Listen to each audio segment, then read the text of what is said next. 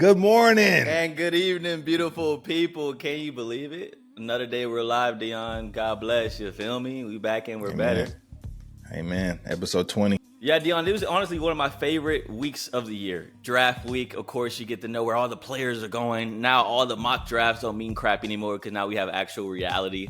And 11 Texas Longhorns were drafted to the NFL this past weekend. That is the most ever in the program's history. And so the changing of the guard now, the new regime for this new... Back then, they didn't want us. You're not going to finish it? Oh, I thought I was setting you up. Oh, you were setting up the line. My bad. Trying to throw you the line. My bad, brother. Back then, they didn't want me. Now I'm hot. They all on me. You know what I'm saying? So, yeah, dude, you're right. UT is back, and they're back in the NFL with 11 new guys. Well, 12 if you count Jett Bush getting signed undrafted free agent to the New England Patriots. Shout out to Jett Bush as well. And so we're gonna be talking about all that later in the show about the Longhorns with Alex Okafor, who actually told us a little bit about his draft day as well when he got drafted by the New Orleans Saints. So you're not gonna want to miss that interview. But for right now, Dion, as we start always with every podcast, how was your week and what's that exciting as the NFL draft players?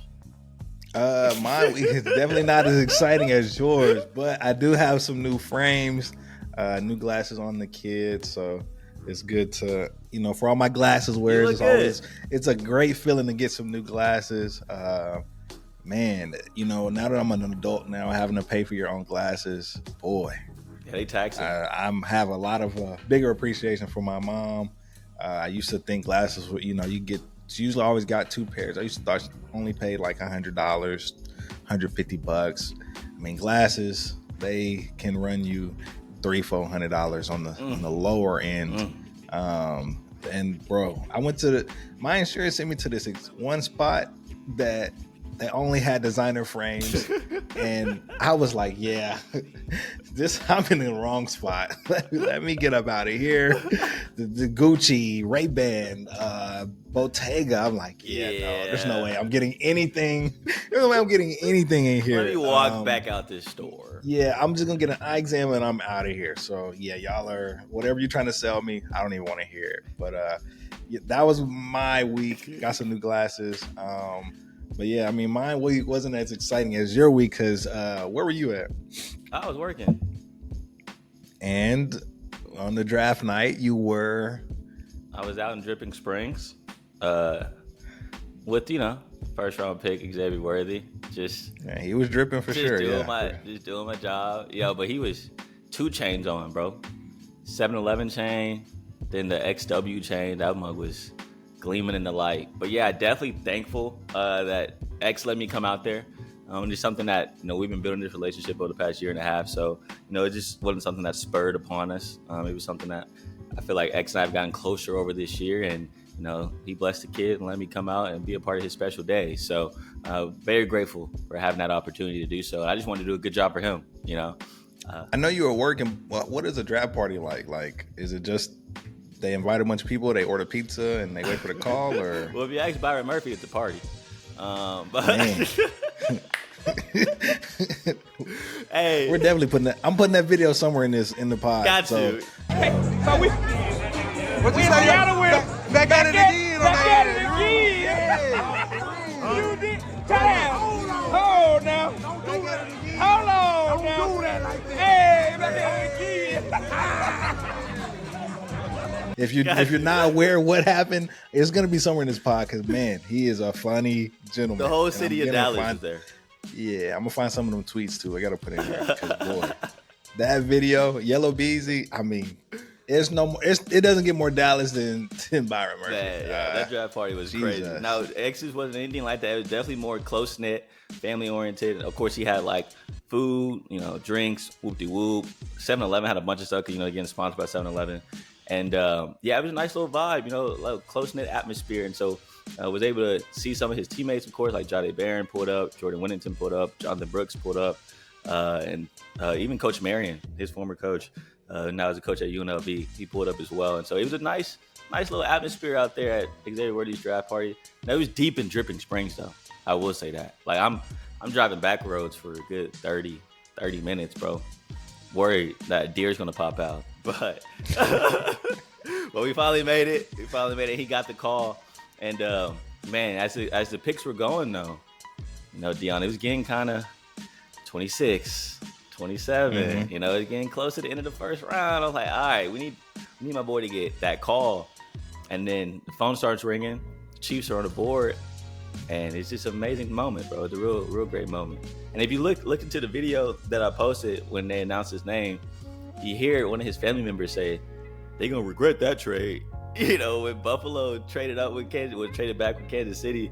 It's like, why would you do that? Like, that's your arch rival, and you're giving Patrick Mahomes the fastest dude ever in the NFL Combine. It just makes no sense to me. But Xavier was happy. That's for sure. I'm sure.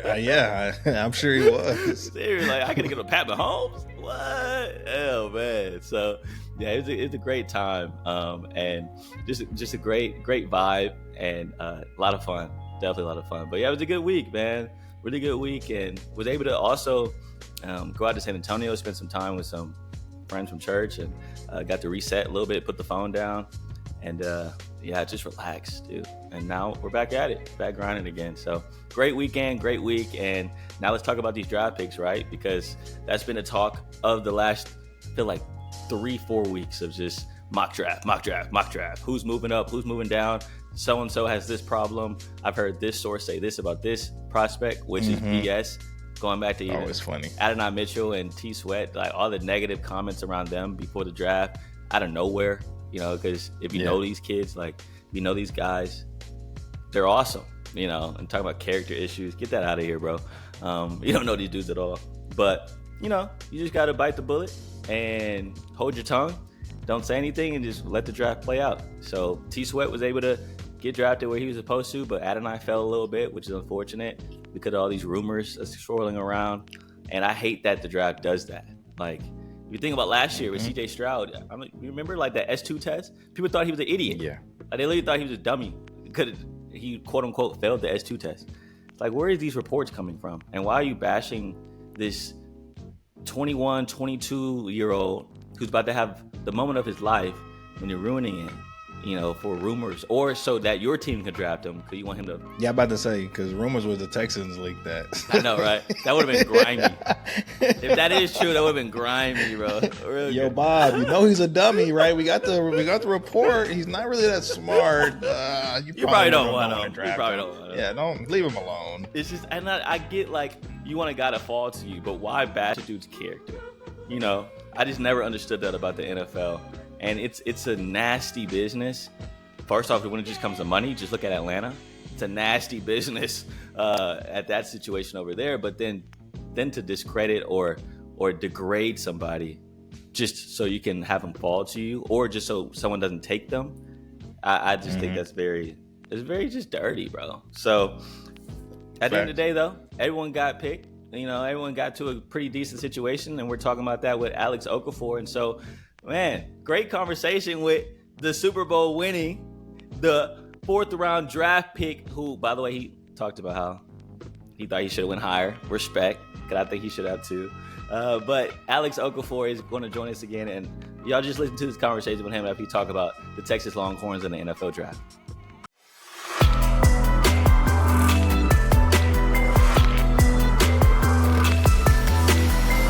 We're joined by Alex Okafor. Alex, you had your own draft day before, so let's talk about what happened this past weekend. First off, how are you doing, though? Did you get enough sleep? Have you had enough rest lately? I know you've been all around the place working your butt off, so how you been? I've been good, man. I've been working hard, but I've found good balance. So it was my wife's birthday this past weekend. We celebrated that, Happy so I got some good. Absolutely. So I got some good family time in. So things have been good. That's awesome, bro. Oh my goodness. Congrats. Y'all hit the casino again? Hey, the casino trip is once a year, man. We actually went back to California. That's where she's from. So we went back there, met up with a lot of her family and friends. So Most def sound like a vibe. Big vibe. Yeah, it was good. It was a vibe in Detroit as well as the NFL draft took place. And, of course, 11 Longhorns got drafted. First off, AO, when I say that, how does that make you feel, bro? 11 dudes got drafted. Man, it's about time, man. I've been waiting. I've been waiting for this type of draft class probably since, I left school. So it's been about a decade since we've put out numbers like this. So it's an exciting time to be a Longhorn fan. Sark has been recruiting his ass off and it's showing. And we had a great weekend. Yeah, what do you think that says about what Sark has brought to the program? Because if you think about it, 3 years ago, right, Texas had their pro day, and some of the guys were talking about this at pro day as well. Jay Witt mentioned this. Of course, T. Sweat mentioned this, but there was barely even scouts at the pro day. And now you fast forward 3 years post Sark getting here, and now 11 dudes are getting drafted. And so I know, of course, you want to give credit to the guys as well, like, for sure, and the way they develop. But then what do you think Sark has really brought to this UT program? Yeah, I think more than anything, I think our depth is off the charts right now. For us to lose 11 draft picks and still have expectations coming into this upcoming season just kind of speaks to the depth that we have on this team. And like I said earlier, the recruiting that Sark has done. Like, not only do we have one guy at the position, we're showing we're 2-3 deep. You look at that running back room. Who's lost more talent than us in the running back room? And still there's high expectations for C.J. Baxter and Jaden Blue. So Sark he's been killing it on the road, and it showed this past weekend. Yeah, back-to-back years that Texas has the RB1 off the board in the NFL draft. First with Bijan, now Jonathan Brooks. And so I think he's in a pretty solid situation. That's my next question to you, though, AO. Which rookie do you feel like, which Longhorn, I should say, is in the best situation for where they got drafted at? Let me think, because there's some good situations for a lot of guys. Realistically, I love where Jonathan Brooks went. I think there's nothing but opportunity on that offense. I think Bryce Young is looking for somebody to hand the ball off to after he got killed last year. So I think he's in an incredible situation. I love where Jordan Whittington went too. He went to the Rams, right? Is that okay? Yeah, absolutely. You know how Sean McVay is. He finds these guys in the later rounds and he turns them into superstars. It seems like he knows what to do with every player on that roster. So I'm excited to see how we can kind of use Jordan Whittington. And obviously, he went into a deep dive watching film because the numbers don't speak to the type of character and player that Whittington is. So I was excited to see him go there as well. Yeah, I totally agree. That Jay Witt to LA pick really made sense to me. One, because of the offensive scheme. They kind of have that. McVay kind of runs the same scheme similar to Shanahan. And both of those guys love blocking wide receivers. They use the wide receivers in the run game. And if you even look at the Texans last year with Bobby Slowick and that whole, coaching tree under Shanahan, that's the reason why Tank Dell got hurt, low key. He was in-line blocking on the goal line. But that's what they do in these offenses. And so when it comes to Jay Witt, I thought it was a perfect fit. Because what does he do best? You know what I'm saying? And so I thought you're right there with you. Like, L.A. is a perfect fit for Jay Witt. But then also J.T. Sanders being able to kind of be a security blanket now for Bryce Young in Carolina. I think that's also a good little spot for him. But wait, we can't sleep on the Colts. Oh man, cannot sleep on the Colts. I'm not gonna lie. Yeah. I'm a big Colts fan. This come here. They're looking like they're finna be. You're not a Colts baby fan. Texans. I'm talking about. Now I am. They look like they finna be nice. They look like they finna be nice. So look, when it comes to football, I'm a bandwagoner. I'm looking for the young team that's finna go crazy, and I think that they. With that pick and really all their pick in this draft, I think they're gonna do some noise. So yeah, I will say Eddie Mitchell. Absolutely, I will say this: I would have loved to see AD go to the Bills with that first pick of the second round. I kind of felt like what were they doing? Everybody and their mama thought he was going there, and then they went and took Coleman, which I'm not mad at that pick. I am surprised that AD dropped so low. Yeah, like I don't get it. I don't know if it was the bogus reports that came out previously, but.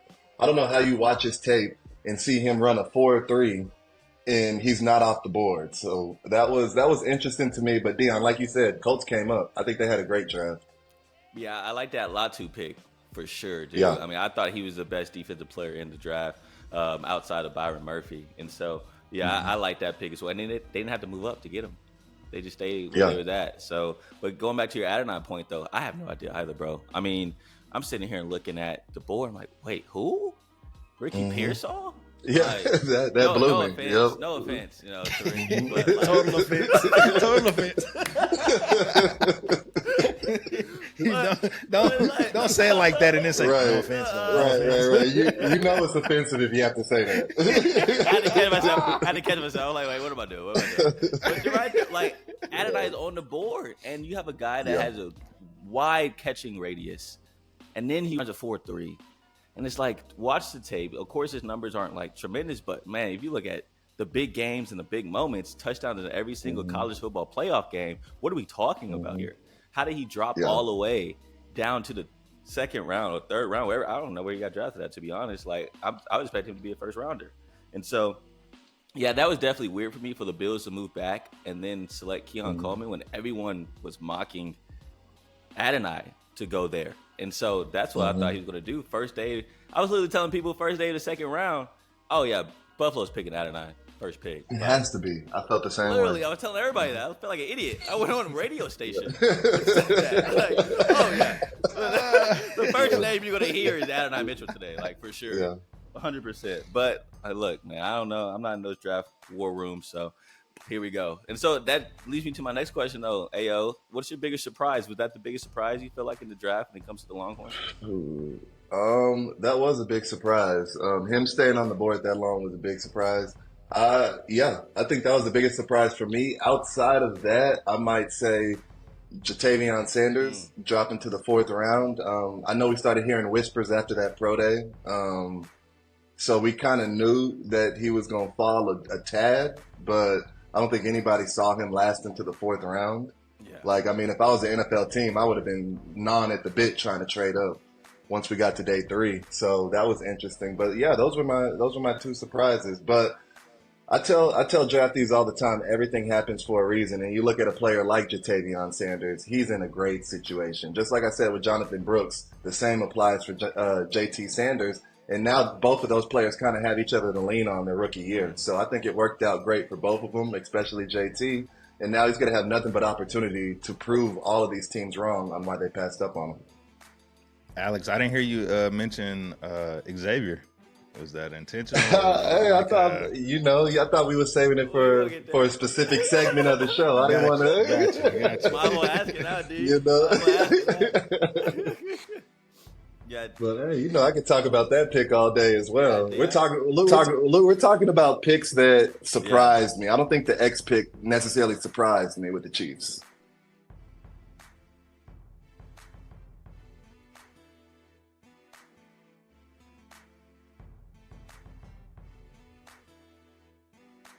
But what was the question? I said, were you surprised that they went up to go get him, though? Like, they traded up to go, and then they traded with the Bills. Like, why are the Bills picking up the phone in the first place? But that's a whole other conversation. But, yeah, were you surprised that they traded up to go get him? No, I was not surprised. If you look at the Chiefs' history, like, when they're convicted on a prospect, they're going to stop at nothing to go get him. We saw that with Pat Mahomes. And when you win 3 Super Bowls in, 5 years, you kind of got the luxury to start taking, niche picks is what I call it. Picks that, necessarily, it might not be the best player on the board, but it's the best player for you in your system. And I feel like that's how the Chiefs have been drafting over the past couple of years, and they've earned the right to do that. And how do you think, because, man, once he got drafted, Xavier, I was at his draft party, and he was just like, man, I got Patrick Mahomes. Complex. He got Patrick Mahomes, you know what I'm saying? Like, how do you think that's going to work, man, when you have a dude like Pat being able to throw the ball downfield? I've seen people talk about, like, X may be the next Tyreek Hill when it comes to that offense, not like production-wise, but that's how they're going to try to use him. But what do you see him kind of fitting into that offense? Yeah, so X should be excited because Pat's going to get him the ball, and Big Red is going to draw up plays for him to get the ball down the field. What I love about this pick for X and the Chiefs is that I had the chance to talk to Marquise Goodwin, one of my old teammates at Texas. And, Marquise was the original fastest man alive before X came and kind of debunked him a little bit. But I was talking to him, and he said, when you're that fast, every quarterback says they want a 4-2 receiver, but every quarterback doesn't have the arm talent to throw to a 4-2 receiver, which was interesting to me. So looking at X, he had to go to a situation where the quarterback's arm strength allowed him to show off his athletic ability and specifically speed. And I don't think there's any question that Pat has the arm strength to do that. And if we're being honest, I feel like there might be only 5 to 7 quarterbacks in the NFL that do have the arm strength to feed it down the field to a receiver like Xavier Worthy. So I say that to say X is in the perfect situation, and I see why he's excited. I'm excited for him. Man, that Madden team gonna go crazy. For sure. For sure. Unreal. Hey, let me know this picture circulating social media right now, and this locker room with Kansas City, dude. You know, David took the picture in the locker room. Can you give some context? There's no way you know what I'm saying? He coming from the Texas locker room to the Chiefs locker room. People saying that's a big downgrade. What is that locker room like? Like, it's not all wooden, is it? The way it looked in the picture? Look, I'll tell you this. Oh man, that's I can feel his energy. I can feel his energy through that. That did not sound like a. That didn't sound a very good start. Look, stick with me because I got to be honest about this situation.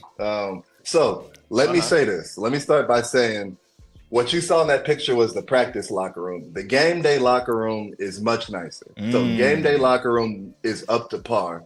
However, we're only in the game day locker room, 16, 17 times out the year? The practice locker room is where we spend the most time. So what you saw in those pictures with X are accurate pictures, and we probably have the most outdated locker room in the NFL. But I think there was a poll that came out. I think the Chiefs locker room was rated the lowest. It's easily the worst locker room in the NFL.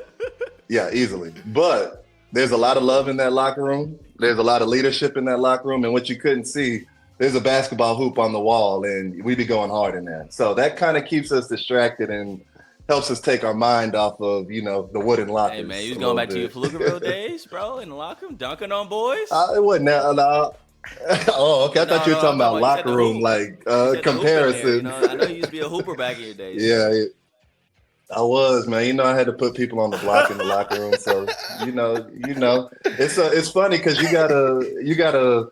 It's a fun balance in there of like going hard, but not too hard because you can't get hurt. So you see guys like only going 50%, but it's the hardest 50% you've ever seen in your life. So it's a good time in the locker room. You ain't lose no money in there, bro. Like, you know what I'm saying? Hey, you win some, you lose some. That's how life go, bro. I'm playing around the water in the locker room sounds hilarious.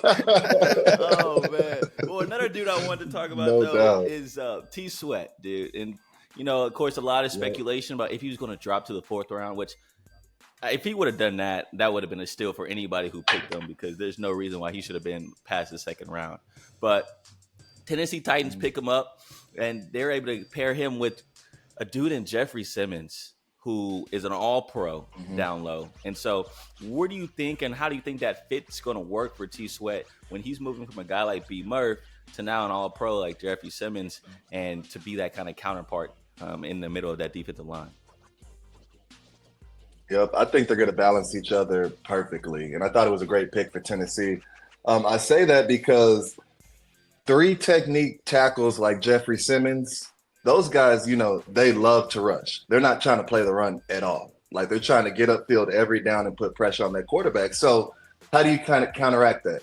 You got to then pair a rusher like that with a big body nose tackle that can chew up doubles to kind of counteract and balance out the rush and the run game. And I think that's what Tennessee did. I go back to my teammate Chris Jones. If you watch his tape, Chris is getting upfield every single down, and that's what we need him to do. We need him to be able to rush and get to the quarterback whenever he can. But you got to counteract that with a big body like Derek Nottie that can chew up double teams at the nose tackle position. So I kind of see that same comparison going to Tennessee. You got a rusher like Jeffrey Simmons. You got to pair him with somebody that can play and is heavy in the run game, and that's T Sweat. And not only that, once T Sweat gets confident in the league, he'll be able to provide you some pass rushing ability like he showed at the college level. So I thought it was an amazing pick for Tennessee, and I'm excited to see that tandem work together. Yeah, I'm low-key scared, dude.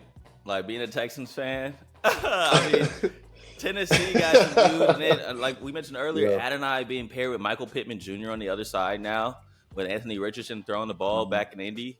Like, the AFC South is getting good, and boy, K-Rob down in Jacksonville now. Like, That was a sneaky good pick. Wow, I forgot about that. But I really love that pick too. I love that pick because Keelan, he's not the same type of player as ETN, but they're similar in the pass game, and I love the way the Jags use ETN in the pass game. So I see a lot of similarities with Keelan. So I love that pick as well. No Great problem. job mentioning that. And the one I was thinking about with Keelan is the new kickoff rules. Like now, Keelan's a weapon. Yeah.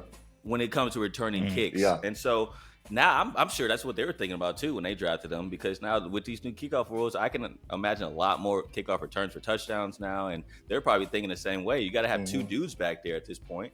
You got to force the kicker to kick it to somebody. And so put K-Rob back there and somebody else, and let's get it cracking. You know what I'm saying? They're going to drop a different day. Yeah. So, I'm excited for that pick as well. But, yeah, that brings me back to my point, though. I'm scared as crap as a Texans fan. Every team got better in the division, in a division that last year people thought was the worst division in football. And now it's like, okay, they got some talent. They got a lot of talent moving around. So when it comes to the Texas Longhorns, though, the one thing I really liked about the last couple of days is seeing everybody going to their draft parties, from Xavier's draft party to then, of course, Jay Brooks. People put up to that. And then after going to Jay Brooks, the next day, everyone's at Jay Witt's draft party. And then they're all working out yesterday at the 40 together. Like, what is it about this culture and this team at UT right now that is getting displayed on a national level, but just the love that they have for each other? How cool is it to see, as a former Longhorn, how close they are, even though they're about to go their separate ways? Yeah, and I think you hit it right on the head. I think it's the love that they have for each other.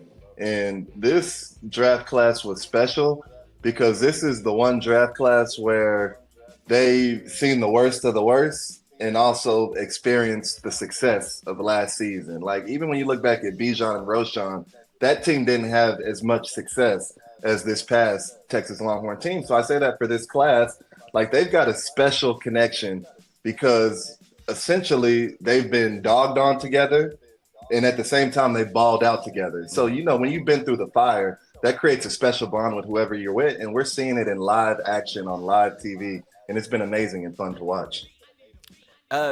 Who was your guy coming out that you kind of leaned on after you got drafted? Who's your first call?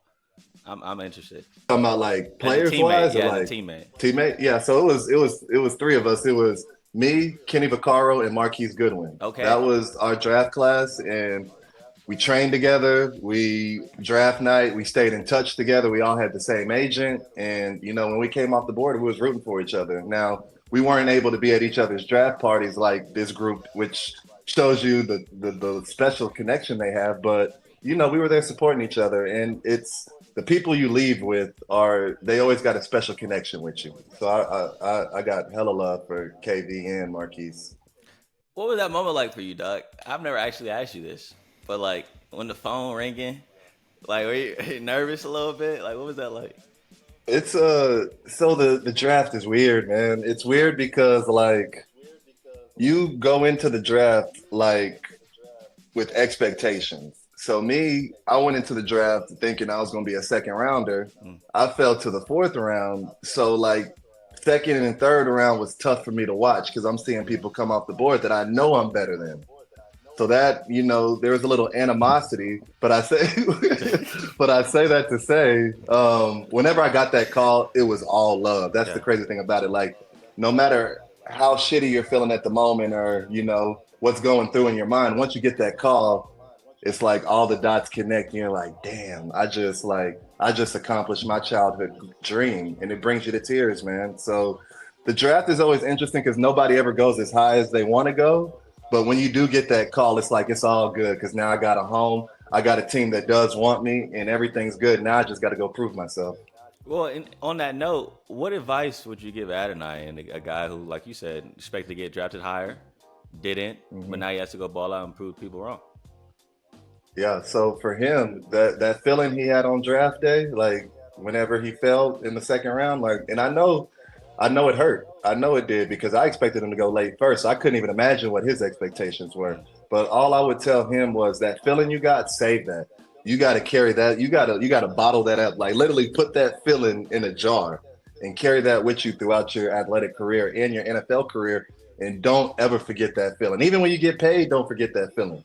Like, you got to be hungry and let these teams know that it was disrespect when they passed on you. Yeah, that's big time. And a good revenge tour. It gotta always. be. It gotta be. Evil. What is it? The origin story. you need a good one. I love that. They've been sharing some of the phone calls that they had. Did you when they called you? Did you say like, "What's up, Big Chicken"? I heard somebody say that. Jelix, what's going on, man? It's Howie. What's up, Big Pimpin'? We're gonna pick you right here, brother. Welcome to Philly. We're excited to get you, man. It's gonna be fun. It's gonna be fun. I was like, "Oh wow!" That's the first thing you say to your boss is crazy, but hey, like, let us. Did the boss say "What's up, Big Pimpin'," or did the player say that? No, the player that got drafted, he said, "What's up, Big Pimpin'?" I feel like, so good. They must really mess I was with gonna you, say he must have known he was getting drafted by that team, because it sounds like they got a relationship already. No, it's not like that, man. It's whenever you get that call, a lot of times you're talking to somebody you had never talked to. Like, in a lot of situations, the team you meet with during the combine, the teams that you meet with aren't even the teams that take you. Like I got drafted by the Cardinals, and I did meet with the Cardinals, but I had no idea they was going to take me. So a lot of times with these calls, you're talking to guys that you're just meeting for the first time. So I think the situation you're talking about, Dion, might have been like a one-of-one situation where he knew where he was going, but that's funny regardless. Yeah, that's crazy. I got you. Hey, what's up, Big Pimpin'? It's like, bro, who are you talking to? Yeah. Never mind. Can we get the card back? Can we get the card back? Right. Never mind. We're going to actually pick somebody. GM say wrong number. Oh, that's funny. Well, before we let you go, Ayo, I just wanted to ask you one more question let's just do a way too early, next draft. Who's the guy that coming out do you think will be the highest ranked Longhorn in next year's draft? I think it has to be Kelvin Banks. Yeah, same. Like, from what I've seen his first 2 seasons, I will be disappointed if he's not a first-round draft pick next year. And I hope he's the first tackle taken I may off the say board. top 5. Like, That's what I'm saying. Like, I don't want to put too many expectations on him, because I know his work ethic and I know he's going to handle business regardless. But he has that type of talent to be the first tackle taken off the board. And tackles go off early, so that puts him in that top 10 range. So I'm excited for his future. Outside of Kelvin, I mean, we got Quinn. Mm-hmm. He has to show some more, but obviously he's going to be a target for a first rounder. I think guys like Isaiah Bond coming in, like, what is he? Is he a sophomore or is he a junior? Yeah, he's a sophomore, redshirt, so he's eligible for sure. Redshirt.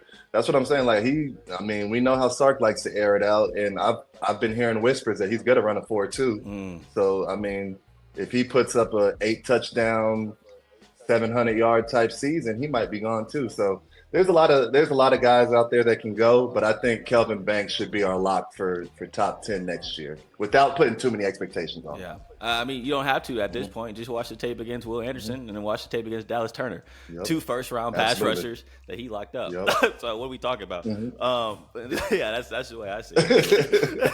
No, I'm with you, man. And then Jade, I'm interested to see where he kind of lands in when the draft prospects and stuff like that. Because, I mean, the way it's looking with this roster right now, he's going to be playing a little bit outside more, compared to just in that star position. And so that he can show his versatility throughout the year this year. So excited for all these guys. And, of course, see if the running back train keeps on going with Jaden Blue, if he's able to get drafted pretty high, if he had a pretty solid season. So I'm excited, man. And this is the new regime, right? Let's get a bunch of Longhorns every year. Yeah, it's kind of I was gonna say, kind of going back to Jade, because I just want to speak on that real quick, because that's a little bro for me. We're both from Pflugerville. I thought it was excellent that he came back to school. I thought I really liked that decision to come back, just because I know he dealt with a few injuries last year, so he missed a tad bit of time. I thought, like you said, the fact that he'll be playing a little bit more outside this year will really show off his versatility and can only help him, because we saw how he could play on that line of scrimmage. Like last year, he was one of my favorite players to watch last season on that defense. So that's what I'm saying. He already has that tape kind of in the box. now he can really show these scouts that he can, because he came in as a corner. Now he can show these scouts that, hey, I got cover skills too.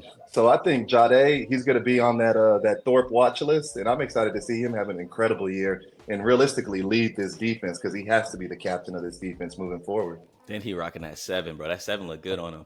Oh, that's gonna be sweet, man. It do. I don't know what it is about the numbers. So no, can we talk about this? Like, I feel like number 1, number 3, and number 7 are like the sweetest numbers in sports. So like, you put them 3 numbers on, like, hey, 0 you got too. a ball. I mess You with have 0. to. The only thing about 0 is you like. I don't know. 0 be looking weird when you're too big. Like I'll be seeing some D linemen at the college level. Like, where is 0? And I'm like, come on, big dog. Like, you 340. Like, put that 90 on. Like, What you doing, bro? Like, I love 0 on smaller guys, but I don't think 0 transcends across positions like those other 3 numbers do. I agree. Can you imagine? Oh, now I'm finna be watching all the zeros. Like, oh, I see what you're talking about. Yeah, you need to get a jersey change immediately. Hey, yo, thank you so much, bro, for spending time with us this morning. And what's the next for you? Like, can you let the people know what you got coming up, what you got planned? Yeah, so I'm still doing my Behind the Face Mask podcast. I have another podcast with ex-players from UT with me, Derek Johnson, Jeremy Hills, and Fozzie Whitaker. We have one called Third and Longhorn podcast. And then other than that, I'm back home in Pflugerville. I'm running for the school board. Elections is next week. I'll be running unopposed, so I'm already through the door, but I'm excited to start working with my community. So that's what I got going on as of now. While we here, I'm about to say, while we here, Man, can you just speak on that? Why'd you want it to do that? Why'd you want to be a leader in this community? Yeah, no, my Pflugerville has always been special to me. Whenever I got to the league, every year I always tried to make it one of my goals to give back in some way, whether that was me coming back and speaking, whether that was me coming back and sponsoring book fairs and stuff like that. But I've always wanted to be involved academically with my school district. So now that I'm retired and have a little bit more time, or at least retired from sports and have a little bit more time, I wanted to do something big for my community. And this is kind of my way of doing something big for my community and showing these students and these kids that I care. So I'm excited to get to work. Man, you've been working already, bro. Behind the Face Mask, Third and Longhorn. Y'all need to go check out Third and Longhorn too. I will say that. Great stuff. Y'all are doing an amazing job with that pod and getting some great answers from the guys on the team. And I enjoy watching it for sure. And now, city council member now. So exciting stuff for you, bro. School board, not city council. City council is a little more political. You went up way up there. Baby steps for sure. Man. Yeah, great stuff, bro. Great stuff for everything you're doing. And I don't know how you have the time to do that, like, to be honest. So you're making it work. So I'm proud of you, bro. Keep doing what you're doing, dog. You're being a staple in this community. I love that. And so thank you so much for spending time with us. No doubt. And I love coming on here. It's one of my favorite podcasts to come on. We love to cut up and have fun. So anytime y'all need me back, just always reach out. Hey, man. And anytime you need us to go to Vegas with you, we'll definitely. Hey, come on. If I invite y'all, look, if I invite y'all can't be coming out there throwing off the mojo, man. Y'all can't have me. Y'all can't have me roll and crap out after 2 dice roll. I'm following whatever you need. If you need me to get your water, what you need. Whatever you need me to do. Yeah, whatever you need. If you need a towel, whatever, bro. No, I'm just. You got that good luck. I'm right there with you, I'm brother. just playing with y'all boys. We'll run it one of these times. One of these years, we'll run it. Dion don't know how to do. Yeah, I heard it here first. Why are you talking like that? That's why I said if he needs a water, if he needs a towel, or whatever he needs. Well, I'll say this. Now I'm intrigued because, beginner's luck is real in Vegas. Hearing that Dion don't know nothing about that is a good thing. Now, Dion, okay, you might have to get the invite. I don't know about you, Corey. You might got a little bit more. You might have 2 more experience, Corey. But Dion might get that invite. Yeah, I'll be the water guy. I don't mind that. I'll be a team player. I'll be a team player for sure. Someone get the waitress. Oh, man. I swear, every time Alex comes on, it's just a great time.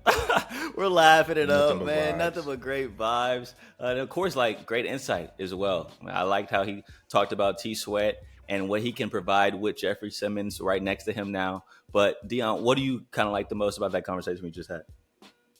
I love the advice he gave to Adonai, talking about basically a boy finna have an origin story. And I feel like anybody that goes on a great run has to have that good origin story, whether big or small. We all know Michael Jordan. I took that personally. And so I love that. I love that advice for Adonai. Like I said in the interview, I think the Colts are really setting up to have a really good year.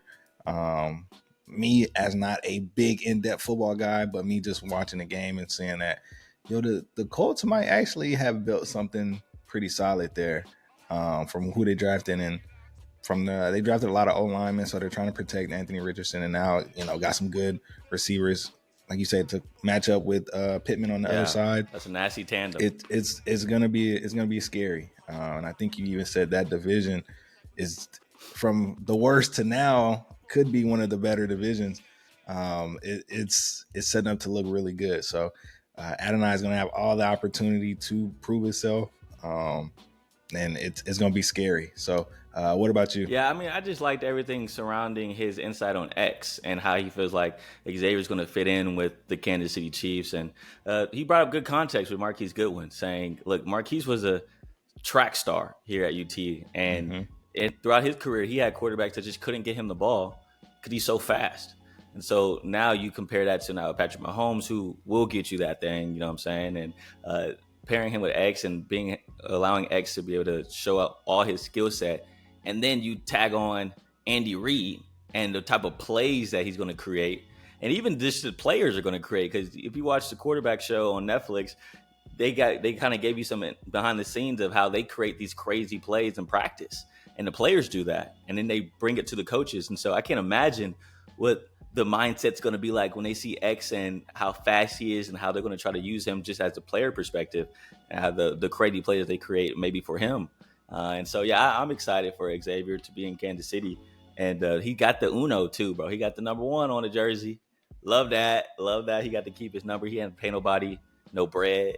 I don't know. That's a great question. I want to know if he had to pay somebody some bread for that number. Low key. I hope not too. These guys got the money for it. Yeah. So just look at their change. It is what it is. But then also, bro, the locker room. That conversation. Didn't know they had a practice locker room and then a game day locker room. Yeah. Yeah, that's something I didn't know. But it's crazy that, like you said, like he was saying, like, yo, we're only in the other legit nice, super nice one 16, 17 times a year. So and all the other times where we're those pictures you saw, we're in that one. Yeah. You got a hoop though. You got a basketball hoop. Yeah. Got a basketball hoop in there. Everybody looks that way, but we be hooping though. We be hooping. Great combo, man. Great combo. And so, of course, the Longhorns weren't the only ones that got drafted. We got to talk about America's team. They had a pretty decent draft, I feel like. A lot of people going in was wondering were they going to select a wide receiver in their first round to kind of pair with CeeDee Lamb. Is Jerry Jones going to make the big splash pick? But no, he actually went with their need, which was an offensive lineman. And they got a kid in Tyler Guyton from Manor, Austin kid, who is now going to be the left tackle of the franchise. He's going to replace Tyron Smith. And look, I love the pick for the Cowboys. It was a pick that made sense, right? And anytime that the Cowboys draft someone not flashy, fans hate it. I get it, but it's worked out. Think about the Zach Martins of the world. They went out and got him, the Travis Fredericks of the world, dudes that they sought after in the NFL draft, and they panned out to be really good offensive linemen. And so they draft well, and now you got another staple in that offensive line in Tyler Guyton, and we'll see how he develops. And so we're actually going to have someone on the pod who spent his first day as a Cowboy with him. Cowboys sports reporter Nicole Hutchison is going to join us now to have a great conversation about how her day went with Tyler, but then also the news about Zeke being signed and how the other draft picks pan out in Dallas.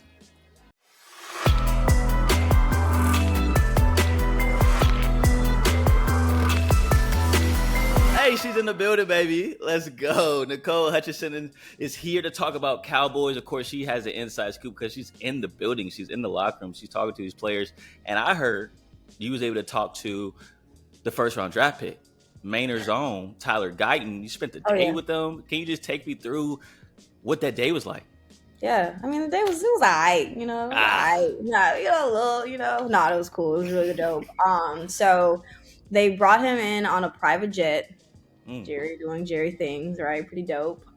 We picked him up. It was myself, one of the beat writers for the Cowboys here, for the team, and then 2 of our PR people, and then of course our like camera crew. We picked him up on our Jerry's bus. Very nice, by the way. And then, sorry, this do y'all hear me? This says stable connection. Okay, yeah, we still hear you. And so we picked him up on Jerry's bus, and then we took him to the warehouse where they actually create the and design the jerseys. So we got him a custom jersey, and his family. He brought his mom, his dad, his 2 brothers, and 2 of his friends. One of his friends from high school, and then one of his friends that played with him at TCU. Then we took him to the Star, and man, his jaw just dropped at the facility. We took him around, took him on a tour, and when he saw his locker room was by Zach Martin and Terrence Steele, he absolutely lost it. Can't curse on here, but yeah, the words he said, I was like, oh, he was like, what the fuck, you know? Yo, I had to bleep it out of my package, of course, but yeah, no, he's so genuine, shows so much humility. He's so blessed because he actually said that he's blessed to be here. He prayed about the opportunity when they were on the clock, and he was like, man, God answered that call. So, no, I'm pretty excited for him to be here as a Cowboy. That's awesome. A better experience than what Xavier Worthy had when he walked in his locker room, huh? I saw a bunch of wooden lockers all around. Yeah. Well, apparently, we just found out, we just got to talk to Alex Okafor, and he was on that Super Bowl winning team a couple years ago. He said the Chiefs have a practice locker room, and then they have a game day locker room. And they, they're only in the game day locker room 16 times a year. They're mostly in the practice locker room, and it looked like a middle school locker room. Xavier had it. I'm being dead serious. That's what the streets are saying in the social media, on Twitter. And so I'm glad that Tyler enjoyed his first appearance in the locker room, of course. I mean, what can I say? They do it real big over here. Okay, complex. Nah, it was dope. It was so dope, though. So what I was got he the like video. as a person? Like Oh my Tyler? God. Oh man. Words can't even describe it. He's such just a nice kid. But he kind of reminds me, I said this on our podcast, that he reminds me of Tyler Smith. Obviously, we'll be playing next to left guard. Who is so violent on the field, plays very physical, angry as hell. But off the field, he's just so so happy to be here. Just so just jolly, like a teddy bear, right? So yeah, I would say that's how he is as a person. Even in the press conference, he shouted out his family, and they were like, I don't think anyone's ever done that. Just said, I'm so thankful for y'all, just being here and helping me, be who I became today. So yeah, he's a great person. Looking forward to continue to just get to know him though. Yeah, it's awesome. He's an awesome kid. So what we've been hearing just from his high school days, he's always been like that, just super jolly. Really? But once those cleats come on, Oh, yeah. and then once he gets on the field, it's a completely different person. And Dion, you want to talk about the draft time a little bit more, not just the first round pick? I wanted to know, since it's not old, well, not new news now. Zeke is a Cowboy. Was that kind of do you know if that was kind of in consideration why they didn't draft a running back during this draft? So I'm not allowed to say yes or no. However, I will say that was something that they've been planning on for quite some time, with Zeke making his return back. And actually one of our beat writers had been in talks with the team, or with his team, Zeke's team, and kind of figured that out a couple months ago. So we've been knowing, but now whether or not that was I can't spill the beans on that one, but I know, in my opinion, I believe so. But I know they did pick up a few guys in undrafted free agency for running back. So I think that running back's going to be it's gonna be different without TP there, but certainly there's a lot of just unproven guys there, like Hunter, Deuce. Hunter played a little bit, but you just hadn't seen much of him. Deuce still needs to get that shot, that opportunity. So I think that room's still pretty solid. It's just a lot of growing pains that they'll have to go through. What'd you just think about their draft in general? Like, how do you think they did? You want a grade from me? No, not a grade. Just maybe someone that you like the most. What is? I mean, of course, I'm going to say Tyler just because I got to know him. But if I had to choose, I'd go Kalen Carson out of Wake Forest. Yeah. I'd say the DB just because I know he has untapped talent that you just haven't seen on film yet. And I haven't dived into it just yet, but I know what Al Harris has done with that room and with those guys, with, of course, like Deron Bland. I think he'd be a great addition to there just because he's fast. I think he'd be a great little piece there. Got to see what he's really made about when mini rookie camp comes along next week. But no, excited about him as well if I had to choose. Yeah, you're totally also, I'd say the defensive tackle, Justin Rogers. I'm excited about him as well. That's a need too. They filled that need down low. Yeah. All those guys were in a need, man. Yeah. All of those guys were in need. And Cooper Beebe. Dang. Yeah. Pretty good draft for the Cowboys. Pretty good draft. Yeah, I was like, wait, Cooper Beebe. Okay. The energy changes. I'm about to say, she sounded a little disappointed. Okay. My bad. No, just because you got a late, second round value guy in Cooper, he was projected to go second round, but then you got him in the third round. So yeah, I'd say I'm also excited about him just because he kind of gives me that similarity of Tyler Biotish, except he's more developed than what Tyler Biotish was. And that's no slight to him at all. It just took him more time to be who he was as a player last year. But I think that Cooper's way, way beyond his years. I really think so. Yeah, I'm actually excited with Cooper because I don't know if they're going to put him at center or he may just be a depth piece behind Zach. I am interested to see how they use him. That's the thing, though. So Nick Harris, you guys have had him on the show as well. Nick Harris actually spoke with one of the staff members at Kansas State and asked him, is he able to play center or what do you think? And the guy said, yes, he can play any position on that offensive line. So, and that's what the Cowboys look for, versatility, right? Yeah. TJ Bass can play on either side. You got Chuma Edoga who can play inside, outside. Brock Hoffman who can play guard and center. It's just so many different moving pieces of what you can do with those guys. And I think that's what they were looking for. Well, that's exciting. Like I said, I thought they had a pretty decent draft. They filled the needs that they needed because you can't pay everybody big money, and you haven't paid anybody actually at this point. You can't. So you have to hit on the draft picks. You have to hit, and I think they did a pretty good job. I'm not gonna lie to you. For sure. With that being said, though, any update at all about the Dak situation, the CD situation, the Michael Parsons situation? You gotta love the smile. We got a great answer coming, Corey. Do you feel it? Dang, I knew y'all was gonna ask that. No, okay. No update. And that's something that Jerry addressed that in the press conference this weekend. Just saying that just because talks haven't been made public, doesn't mean that they're in talks right now. So I think we'll hear something maybe June. I think that's where we'll start to hear okay, talks are being made to make sure that Dak is here, CD's here. They made it clear that they want Dak here. There's no one else they want at quarterback. They love the way that Trey Lance has come along this offseason as well and his growth and learning behind Dak. So there's no question that Dak will be here, that he will not be here. He will certainly be here. CD will be here as well. Now, when the contracts talks will begin, guess we'll find that out. I have no idea how long they're going to take. I'm thinking maybe until they go to Cali and then everyone's in the same space. CD's probably not going to show up. I'm not going to lie to you. But at least that'll be the time. And I wouldn't blame him. Yeah. And I'm not going to lie to you. I wouldn't blame him because he deserves that money. When you have a season like that, like he did in 2023, there's no reason why that shouldn't be a priority. And so, yeah, I think that they have no choice but to make sure that those contracts get done before training camp, and that's because they know that they'll have holdouts like last year when Zach Martin held out from training camp. So yeah, they definitely don't need that.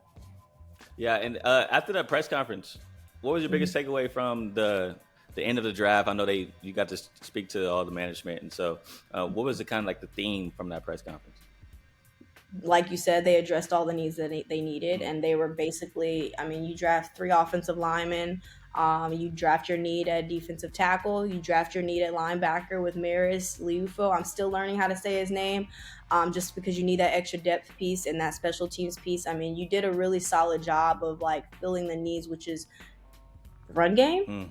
Well, obviously signing Zeke, and then you need stopping the run, which Justin Rogers hopefully can come in here, and we'll see him battle that out with Mozzie Smith at that one tech position. So I think that they feel very confident, and even after day one, Stephen Jones had said, like, I don't think I've ever felt this good about, you know, a first round pick or even this draft at all. So now we just got to see what this draft class puts together in training camp, because last year we did not get much from any of the draft class, and you got something out of TJ Bass, who was an undrafted free agent. So we got to see what these guys are really about and whether or not they're really to handle that weight of the star. Really quick, so you saying Zeke was them filling in the running back? Yeah, absolutely. I think, you know what? Listen, hear me out. Because I don't know. Maybe because I don't know. Maybe my memory is bad, because I remember the last time he was with the Cowboys. I think everybody his numbers weren't the greatest. Hear me out. Last year, I'm listening. I'm gonna let you cook. Go ahead. Let me cook real quick. Let me cook. I think last year with the Patriots, he had 5 rushing touchdowns, if I'm not mistaken. The rest of the room combined for 7. It's just put a little pin in that real quick. I think he still has the capability to be a starter in this league, just because of, like, if you look at the film, he's still that physical runner. Like, he's going to break tackles, get you that extra yak yardage, which is what the Cowboys could not do. Break runs up the middle, what the Cowboys could not do last year. And I think that his ability to read defenses is just like top tier, one of the best in this league. And I think it's still there. Now, I think where the issue is going to come, let me make sure I'm very careful with my words here. I think where the issue is going to lie is that there's just so much youth in this room. And you have Rico Dowdle, who has not been healthy for a full season yet. And so that's where it's going to be like the drop off a little bit. I mean, obviously Rico had a career high season last year. That's because he finally stayed a little bit healthy throughout the remaining of the year, but he still battled an ankle injury, you know? So I think that that's where the problem's going to be, because you need that running back by committee, right? You need guys who can come in, maybe third down, and get those extra yards. So I don't know. I think that's where the issue's going to lie, is when Zeke's not on the field and you got to rely on those other guys. Had to be careful of how I worded that. Yeah, you did great. I mean, like you mentioned, though, it's a young room. It's a young room. Yeah, it's a young room. It is, and that's why bringing room. Zeke in is important, though. Like, to be that mentor. And I feel like that's why I like the signing. And, bro, he's just a vibe in the locker room. Like, we talk about locker room guys. Zeke is going to be the guy that talks up, that speaks out, you know, that brings the guys together. And, of course, him and Dak's relationship is highly important in the contract year for Dak. So I think that also is playing a factor. Like, yeah, we're not paying you right now, but we just got your guy back. You know, we just got your boy back. Hello. You know what I'm saying? So it's like, hey, I know we working on a little contract negotiation, but like, look what we just did. You know, so I think that's also big when it comes to why you saying like that? No, because I want to hear. No, hold on. I'm listening to what you're saying. I'm listening to what you're saying. Because I want to know, what do you think that he's not ready or not able to be a starter in this league? Jared Jones feels that he is, because he said, I believe, this quote, Zeke is a starter in this league. Period. And what's your thoughts? Jerry said he's going all in, so this is the all in that he's doing. I'm agreeing with y'all. I know you don't bring up the past no more. I'm agreeing with y'all. My bad. My bad. He said that this offseason. I didn't know it was the past. Okay, sorry. He's going all in. What you mean, bro? You getting Zeke back? No, you're right. The Cowboys needed a running back, and he signed Ezekiel Elliott. That was he's doing a great job of going all in. I agree with you guys. I'm not disagreeing with none of y'all. Y'all making good points. It's the tone. It's the tone, though. You know, you talk about he brought Zeke in to help with the contract. I mean, Hey, if that's Well, what the you're most important saying, player on bro. the team. I mean, you needed that experience, right? You have a guy who understands the system, who's played under McCarthy, who knows what it takes to win, and that's what you needed. You weren't gonna get that in free agency because you just couldn't afford it. So like they had to lean on somebody that, and one that obviously knows the system, that has experience, and that was Zeke. I think that was just the easiest way to do it, to add to this room. I really do. Yeah, I think Nicole made a good point too, just about his production last year. If you look back at the Patriots, they had no running game until Zeke started playing. And if you look at his fantasy numbers, because I picked him up in fantasy, not gonna lie to you, the last couple of weeks of the year, he started going crazy. Yeah. And so I think with both sides, right? Zeke got the show, I still got it in New England. Yeah. And then the Cowboys realized, dang, we miss him. Because that was the whole talk last year. They can't score at the goal line. No one can get in. Yeah. And so now it's like we have a need that we know he could fill, and he just proved to us at a different organization that he still has juice. And so, yeah, I think it was a match made in heaven. And you just add on the fact that he's a locker room guy. So I like the move, but I know Dion's not a big fan of it. Nah, bro, I'm not disagreeing with y'all. Y'all are the well-informed. I'm taking y'all sides on this. Y'all. I'm just hoping that I can actually talk to him at 11:30 today, because they just texted me saying that we're gonna try to do that. Oh yes, I was loving. I'm glad she mentioned that. Yes. So what do you mean by that? You saying 11:30 today? I knew you. I knew it. Unfortunately, I was supposed to talk to him yesterday at 8 a.m. and just some things happened to where it didn't work out. So, yeah, I'm really looking forward to talking to him today, though. Yeah, just hope that it happens. Great soundbite. It'll be a great interview. Man, I'm telling you, man. Yeah. Do you have any idea if he's going to be 21 or 15? Is he getting his number back? I do not know. Okay. Yeah, I do not know yet. I'm sure we'll find that out probably this week. Yeah, I'm interested. Yeah, I guess we'll find that out this week. Hey, I would like him to be 21 though. I know that'd be so cool. We need to just get that note back. Just get the note back and go back to the foundation of how you got here. I know. And we were thinking about draft picks.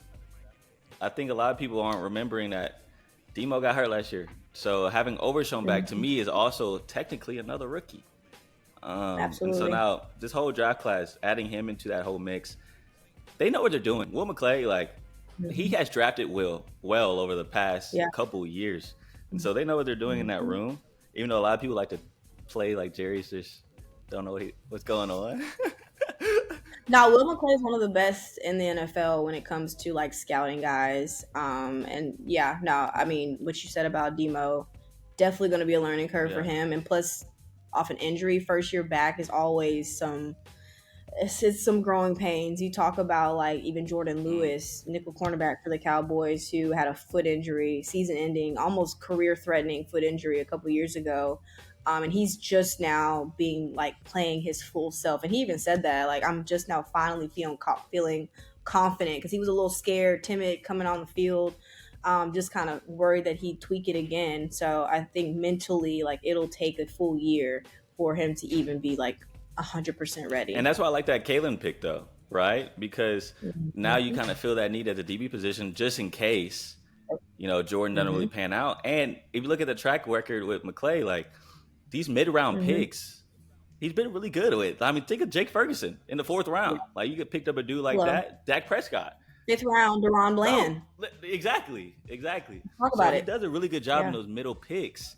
And so I like Kalen. I like Kalen a lot. He knows how to evaluate talent. And so you feel a need in a DB position in a middle pick. Now you don't got to pay him that 1st round pick money.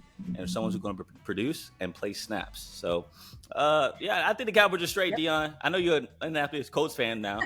Hey, look. Yeah, he's a bandwagoner. If there's one thing, for sure. For sure. Because of their team looked nice. They're running out to be nice. I'm definitely drafting maybe 1 or 2 of them for fantasy this year. So no ties to Indy. Absolutely no ties. He just Hey, Adonai Mitchell's my tie, bro. You're my tie. God. So there we go. Yeah. That's how this works. Y'all sick. Well, I know you got a big time interview coming up, hopefully. Fingers crossed.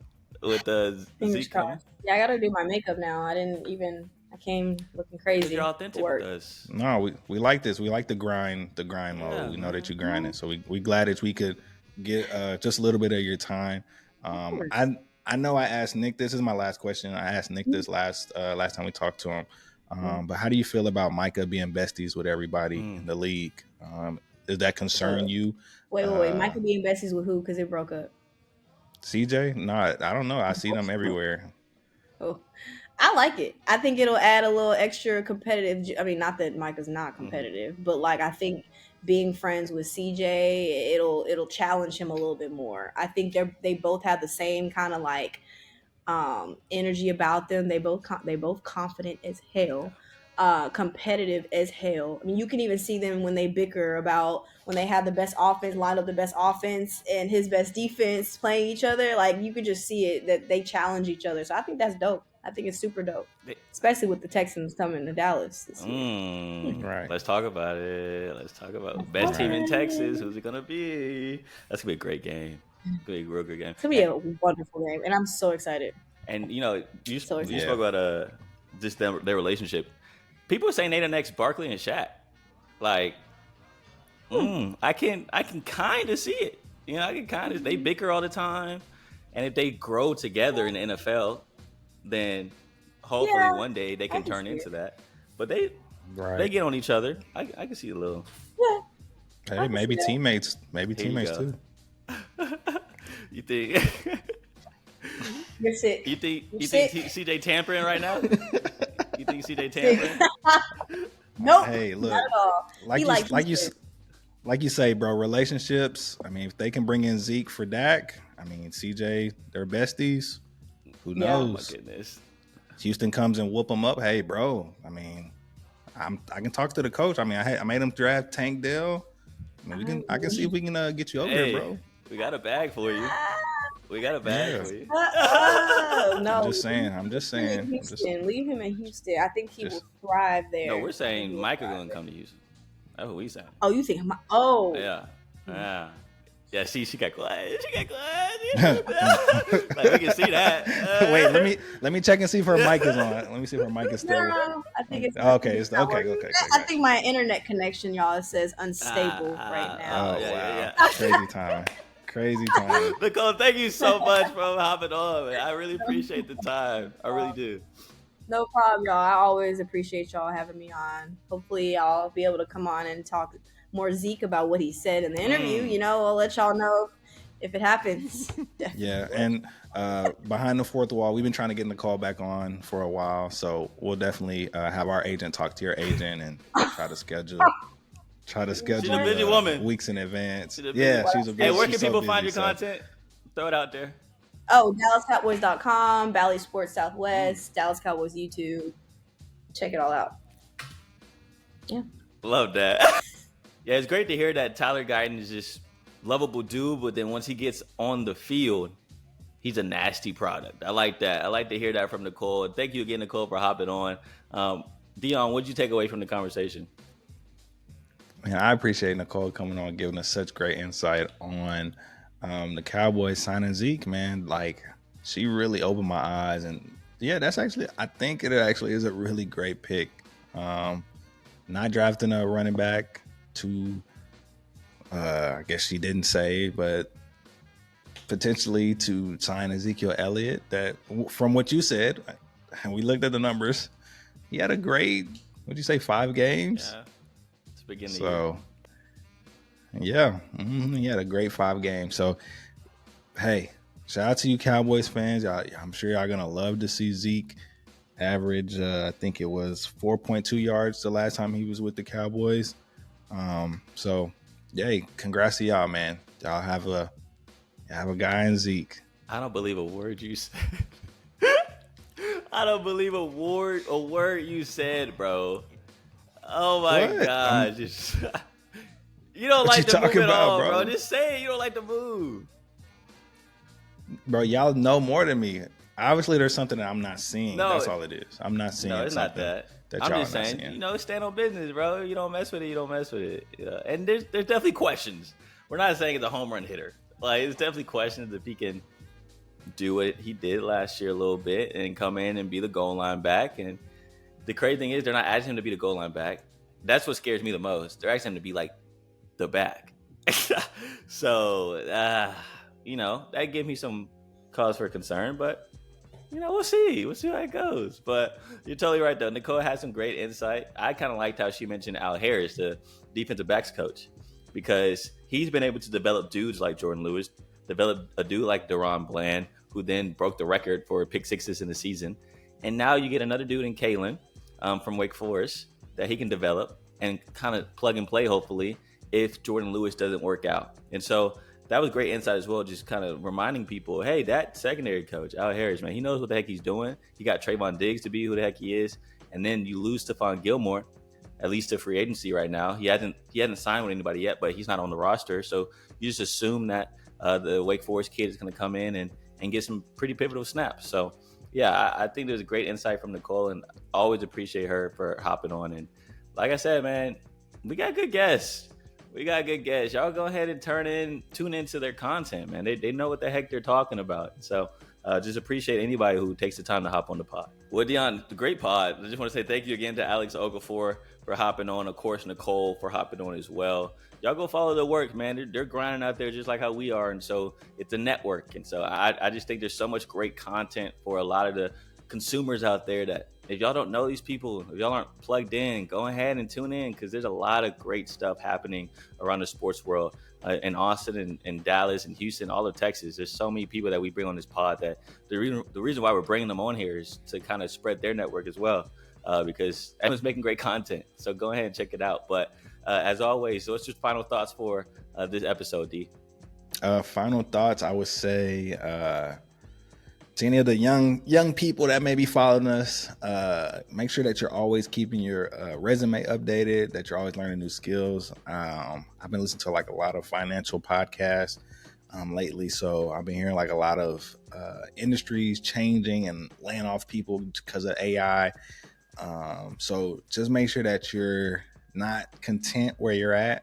Like we were talking about football, a lot of these businesses are businesses, and so with the ever coming AI integration of everything, you want to make sure that you're continue to increase your value. So make sure that you're continuing learning something, you're getting better at something, and you're always keeping your resume updated, because I mean there's a lot of people that I'm sure are not expecting these layoffs, and who knows? Maybe it might start impacting y'all's industry. Who knows? So like I said, just any young people, high schoolers, or if you're in college, make sure that you continue just keeping that resume updated. What about you, Corey?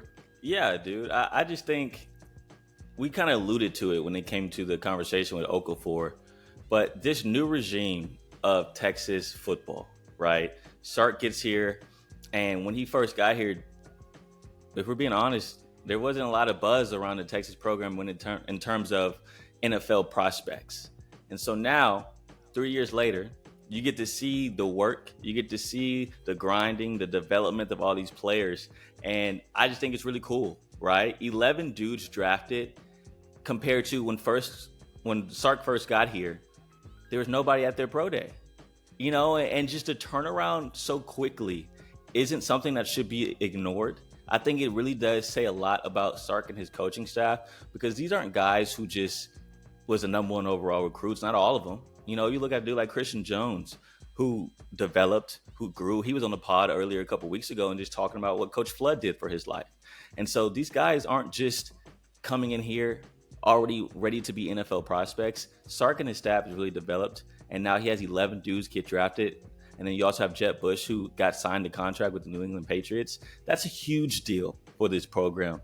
And you backdoor and think about they're second in the SEC next year in returning players. And so they're not just losing guys.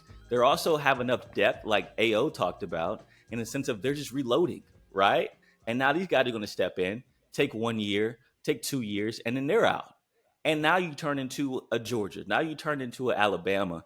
And the standard of Texas has been raised after this draft class. And I honestly believe after we look back 5 years from now, 4 years from now, we'll think that this 2024 draft class started this new regime of Longhorns in the NFL, because there's so much talent across the board from the first round all the way over to the sixth round, when dudes got drafted. And I think everyone's going to be able to make an impact at their respective organizations. And these dudes aren't just regular dudes. We're talking about the number one DT getting taken off the board in Byron Murphy, the number one running back for the second straight year, by the way, and Jonathan Brooks getting taken off the board. They're producing the best of the best while also having depth still at the program. And so much props to Sark, much props to his coaching staff, and recruits. If you're looking, pay attention to Austin, because clearly they have a formula going down right now and it's working. And next year, Dion, we kind of alluded to it with AO, but I think Kelvin Banks is going to be a top 5 prospect.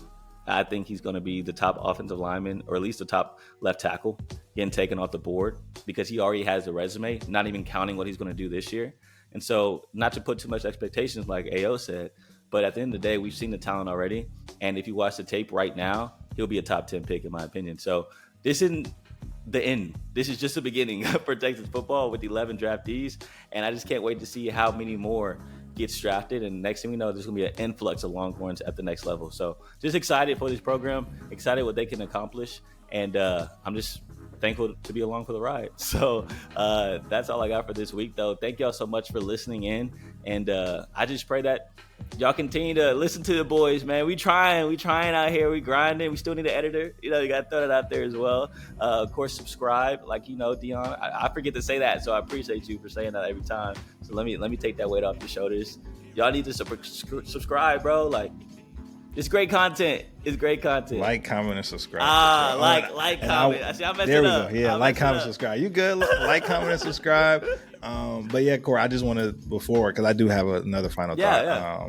Before we get out of here, I am gonna enjoy in a couple years when we get a little older and we're like, yeah, I remember when Texas first started. Nobody wanted them. No, I remember. That's gonna be a fun time. But also too, my other final thought while he was talking, our goats are cooked.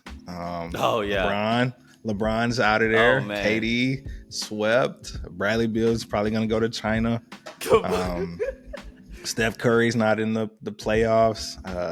So it's a very sad time for my generation, seeing our guys get cooked like that. LeBron balled out, though. I will say that. He tried his best. That is so sad that we're saying a 40-year-old man who tried his best.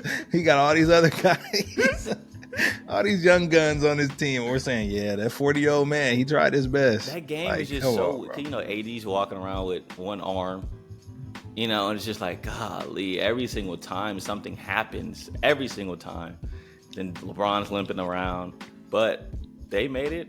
I still think they could have took the Thunder. If they would have lost that first play-in game and then got that 8th seed, I think they could have took the Thunder. I'm not going to lie to you. Come on, bro. I'm being serious. I'm being serious. Come on, bro. Relax. It's a young team. Relax, bro. All right. Well, and you see how they doing them. I mean, it's the Pelicans, bro. Yeah, you see how they doing them. It's the Pelicans, bro. Come on. They're pretty much the same. With no Zion. The same. Yeah. Okay. The Lakers with no AD. I mean, what you want to say? Well, he played. No Vanderbilt. Yeah. Gabe Vincent Gabe Vincent was terrible. I mean, that team was them guys. But they had the lead at every halftime, Dion. Every halftime. Mm-hmm. They led for nearly a third of the playoff series compared to the Denver Nuggets.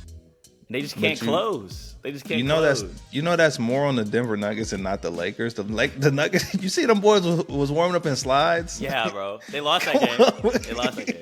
But yeah. This dude is doing podcasts mid-series and warming up in slides. They weren't worried about the Lakers. They weren't worried about them. I had no problem with the glove. I had no problem. They wasn't worried. I had no problem with the Lakers. Like they was.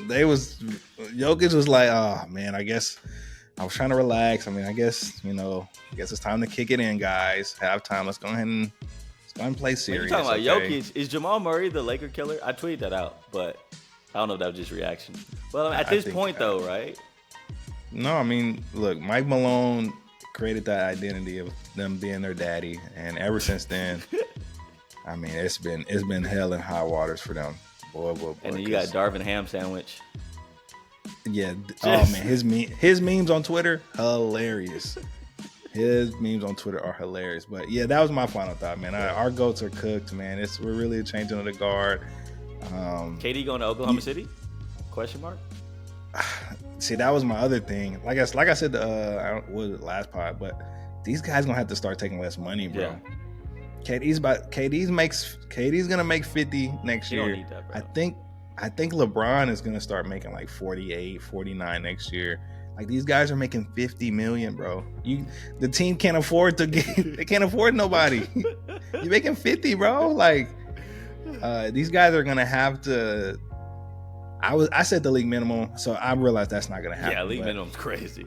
Yeah, that's not gonna happen. But they're gonna have to say, hey, I'm gonna take 30, 20. Like y'all can't make 50 million and want help. Like we can't afford nobody else. How this works? Called cap space. We can't afford nobody else. Like, yeah, especially with the new cap. Like how the cap is structured, bro, you can't afford to get nobody. So these guys are gonna have to. And I know once they take that, I think I was worried. Like once they take that reduction, you can't obviously go back up. You can't say, oh well, I'm gonna take 30 this year and then next year, next year, well, let me get my 50 back. Like, nah.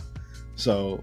But yeah, they're gonna have to start taking less money, bro. If they want help or they want to play on a team that's assembled to be a team, they're gonna have to start taking less money. And it's like you say, it's crazy to say they all still are elite, if not amazing players. LeBron was the best player on the Lakers this whole season. And that is still sad to say. You know how sad that is to say. Again, a 40-year-old man is the best player on the team. Yeah. Oh my God, that is so crazy to say. It's very unfortunate, but that also goes to his greatness, you know, and what he's been able to accomplish over his career. I'm just interested to see if they go draft Bronny. You know. Last question. You think LeBron stays? Yeah, I don't think LeBron goes anywhere. I think he's at a point in his career. It's like, what's the point of hopping to another team? He only has 1 or 2 years left, so might as well ride it out. Stay with LA. Try to convince the Buss family to draft his son, and right off in the sunset. And this is something that the Lakers organization isn't abnormal to. Remember, when Kobe was low-key towards the end of his career, they gave this man $50 million. So they are used to kind of letting stars out the door with whatever they want. And so I don't see why not. Go get Bronny, make it a farewell tour, take care of your stars. And that's why stars want to go to LA, because they know they'll get taken care of whenever they leave. So yeah, I think he'll stay in LA the rest of his career. I just don't see him packing his stuff up, packing his family up, and going like back to Cleveland. I seen that. Like, no, bro. Why would he do that? Sorry, Brown fans. They say y'all got another 2 years of he's not going the Nuggets nowhere. whooping y'all like this. We gotta pray that the Nuggets get disbanded. We need MPJ to get selfish and be like, you know what? I'm a star player. That's what we need. Nah, bro. I think they've drafted the right people. Like, I think they're all content. I think MPJ will probably get whatever a max is considered to his position, what he does, and Jamal is cool being a Robin, bro. He is chilling. Yeah. And look, for cases like that, he's a Batman. Yeah. On nights when he wants to, like, you have and plus we all know Jokic don't really care about scoring. So if Jamal ever say, hey, Jokic, tonight, bro, I think I'm going for 50. Bro, thank you. Appreciate it. Yo, I'll pass you the ball. I'll get the rebound. Yo, whatever you want, bro. Go get buckets. Jokic only scores because he wants to. Because we know a couple years ago, he was having like 6-point games. Yeah. And so, yeah, he only scores because they for like, yo, you have to score, bro. We need you to get 25 at least. So, but I remember a couple years ago, he was getting 6 points a game, 14 assists, 20 boards. Like, it's like, nah, bro, like you have to. Unfortunately, I know you're gonna have to kill. So. Hey, I'm excited. Speaking of kill, Anthony Edwards. Wait, what? Nah, yeah, no, crazy transition. Crazy transition.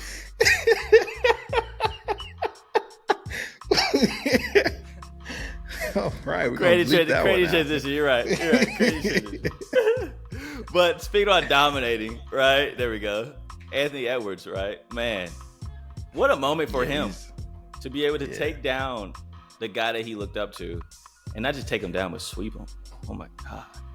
Like, sweep it. That's. And then talk trash afterwards, and then doing the D-Generation X. Yeah, no, that's a moment. That's a moment he's gonna always remember. That's his Kobe Mike moment. So you know, I'm excited, man. It's a bittersweet moment. You know, the league is in good hands as long as these guys can stay away from the BBL bandits and IG.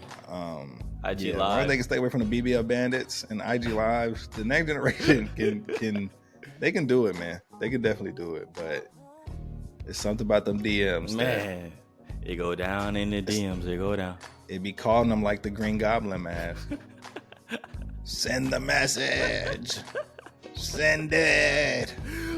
Fly around. Put a baby in her. Come on. Put a baby in her. Are you weak? You ain't making no money. You can't afford it, huh? Only 2 child supports. Come on. Shout out Jalen Green, man. Shout out Jalen Green and Drea. They posted a little baby photo shoot together. Great family. Yeah, it's time to get out Great here. family. We're trying to get out. We shouting out Drea again. It's time to get out of here. Hey, we thank y'all for watching. Seriously. Let's get out of here, bro. All right. Yeah.